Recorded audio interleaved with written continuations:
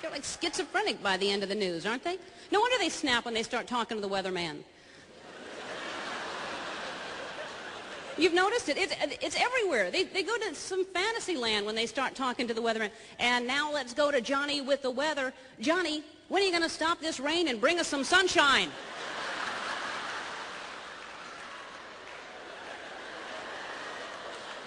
I'll stop the rain when you stop the carjackings, Colleen.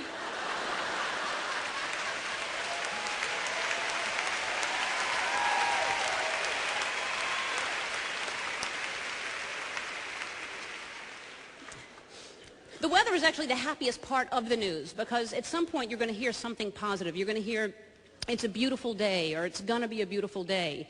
And it's nice to take in something positive, you know, because we hear all this negative stuff all the time and we go out into the world and it's so chaotic and not that we're going to notice if it's a beautiful day, we're moving too fast to even pay attention to that. And we need help to keep up with that pace, so we put a coffee shop here and there's a coffee shop here and a coffee shop here and a coffee shop here and the smallest coffee is a tall and I'll have a coffee and a side of Red Bull because I'm very, very busy. I've got TBD and I'm late for yoga. Hurry, hurry.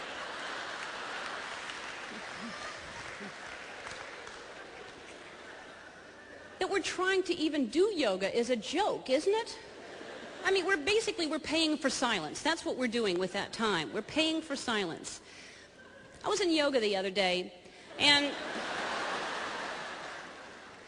I'm in full lotus position, and my chakras are all aligned, and my mind is all cleared of all chatter, and I'm looking out on my third eye, and everything I'm supposed to be doing. It's amazing what comes up when you sit in that silence. Mama keeps whites bright like the sunlight. Mama's got the magic of Clorox, too.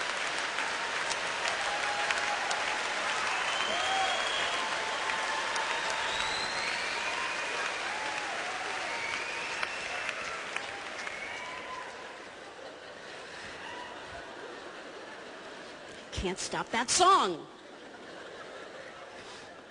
There is no silence. There's just constant noise all the time, and people are talking all the time, and even with all the talking, there's no communication. And even when we say, how are you, we don't mean how are you. We don't care. Just give us a fine or a good, a one-syllable answer, and move along. Yeah? And don't even say pretty good. That's a follow-up question. Pretty good. Something happened? I don't have time. But we're conditioned not to engage in full conversation, you know, because as soon as you start to talk to somebody, somebody's cell phone's going to go off immediately.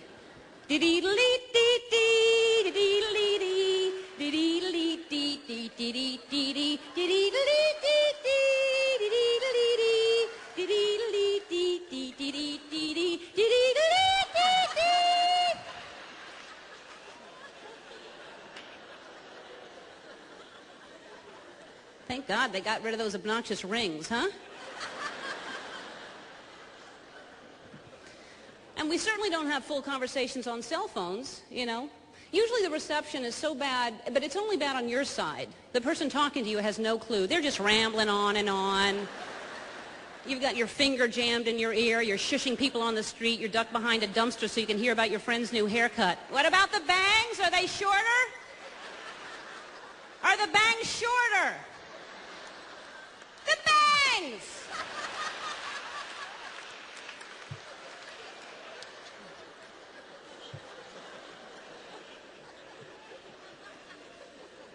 At least if they're static or something, you have a warning. You have an indication you're going to lose the call. You know, there's nothing worse than it being crystal clear reception, and you've been rambling on for who knows how long, only to find out that it cut out who knows how long ago. Then you learn. You're scared to ever have a full conversation ever again. You stop yourself in between. Hey, so we were going to go to the cheese shop. Hello? All right. And so we knew we were having white wine. Still there? All right. And I thought, what kind of cheese would be best? Did I lose you? All right. And I like Munster.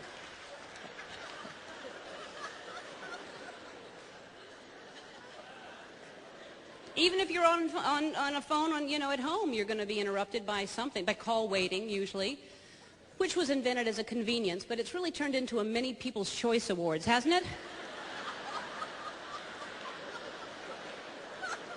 And you find out right away who wins or loses.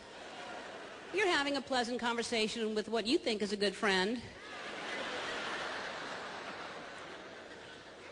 You hear the click. They tell you to hold on. You're confident they're going to come back to you.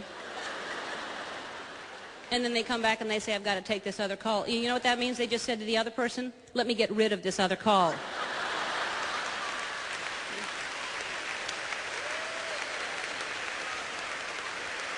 That's what you just became.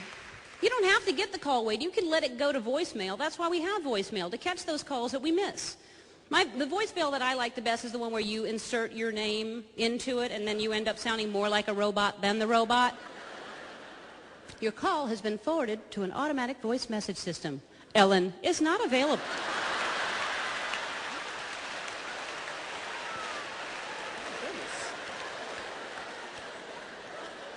Is that how I say my name?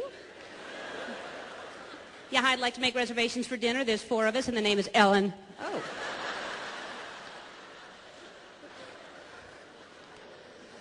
All this wireless technology, we can talk to anybody, anywhere, anytime, and we just take that for granted, you know? It wasn't that long ago that we had one phone in the house. Cord was just being invented back then. There was a shortage of cord.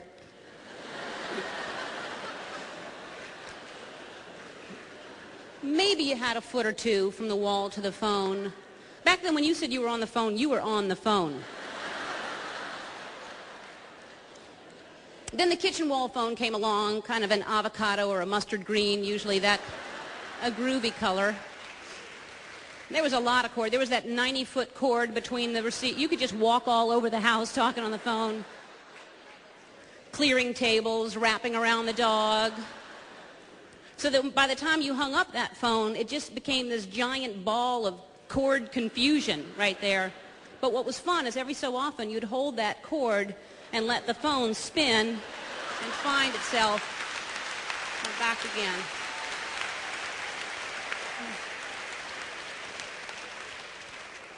Good times. We're losing the simple pleasures. We don't have that anymore. Now we have hands-free phones. So you can focus on the thing you're really supposed to be doing. You know, chances are if you need both of your hands to do something, your brain should be in on it too. Just me.